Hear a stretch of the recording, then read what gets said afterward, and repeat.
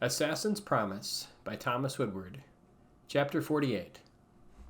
Cool wind whipped at me as I walked down the broad, clay-tiled street. The last rays of sunlight were falling across the buildings ahead of me.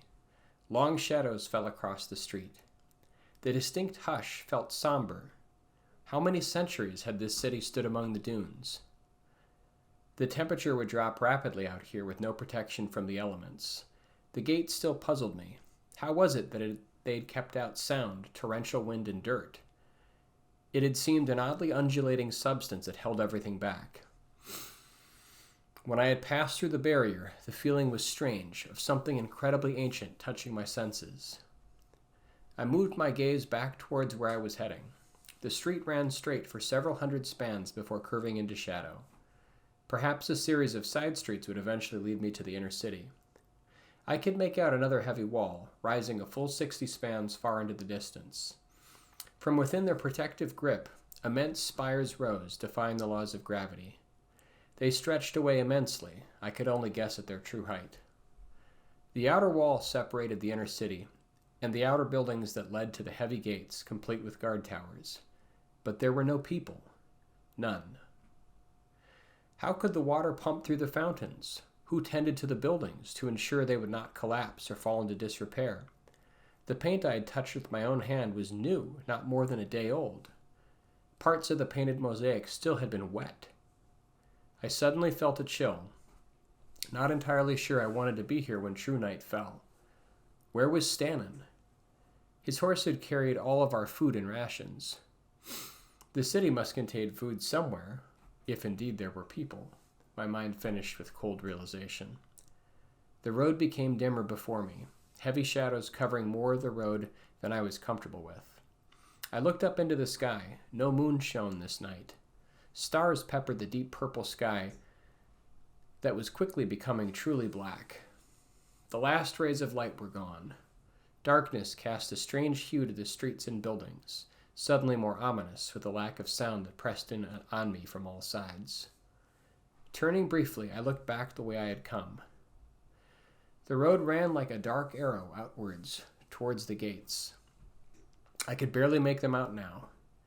I reasoned that if Stannon had made it in, it would make sense for him to head to the center of the city. I had searched for him earlier to no avail. None of the houses or buildings had any people. It was as if they had just left one day, without a trace. The lack of food worried me. I had found nothing within any of the buildings. They had been stark and empty, devoid of even the barest hint of life. Leaving a precious source of water was not an easy decision, but I had to face the possibility that Stannon would not come. If I could make it into the center of the city, perhaps I could locate help. Where were the people? My tired limbs carried me forward, the dark purple of the sky fading to black.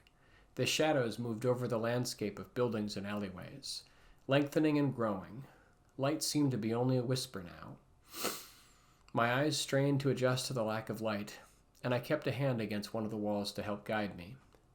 The heavy darkness pulled at my senses. I felt completely alone in a nameless city, history and time weaving together madly in my head. The utter silence was complete.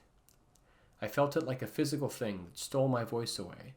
It gave a crawling sensation that I worried would lead to madness. I wanted to regain the light, any light. I stumbled onwards, like a deep-sea traveler at the edge of the ocean floor, my very continued existence an ongoing question.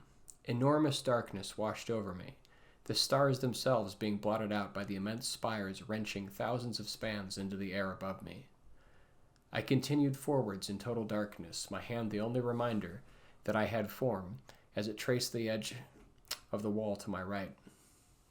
My feet felt tentatively about, lest I stumble and fall from placing a foot wrong. I wanted to speak aloud, to remind myself I still had a voice. Silence continued to press on me like a physical thing from all directions. The road turned abruptly, passing into the mouth of an alleyway. The walls pressed in from both sides, so that there was barely room to walk.